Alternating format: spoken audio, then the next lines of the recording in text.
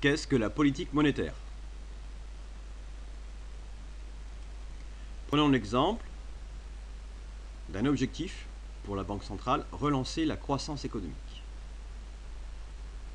Dans ce cas, la Banque centrale, par exemple la Banque centrale européenne, va baisser les taux d'intérêt. En réalité, elle va baisser ses taux directeurs, c'est-à-dire le taux auquel elle prête aux autres banques. Les autres banques sont censées répercuter cette baisse des taux pour leurs clients. C'est-à-dire qu'elles vont accorder plus de crédits.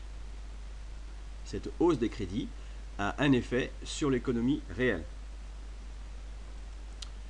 Par exemple, cela peut conduire à une hausse de la consommation. Les ménages, avec des taux d'intérêt plus faibles, vont pouvoir acheter plus facilement une automobile, consommation. Vont pouvoir plus facilement devenir propriétaires, acheter un logement, investissement.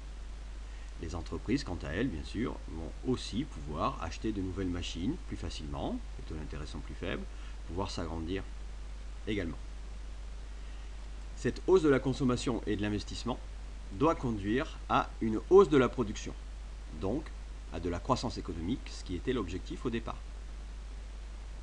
Mais cette hausse des crédits a également une action sur la masse monétaire. Cela conduit à une hausse de la quantité de monnaie en circulation dans l'économie.